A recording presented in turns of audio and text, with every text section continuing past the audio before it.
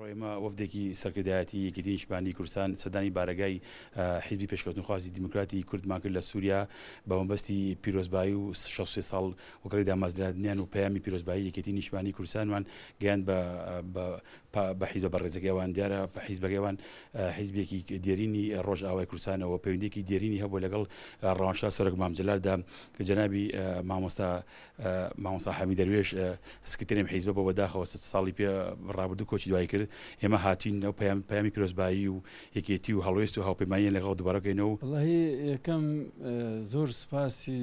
هەواڵان دکم هاتن پیرۆزبایی کردن و ئێمە هاتنی وا گەورە دبن و پشتگیری وانە و دامی وان بۆ حیزبێمە نا ئەمڕۆیە نە دۆنی بوو هەر لە یەکەم ڕۆژ دامەزراندنی حیزب ئێمە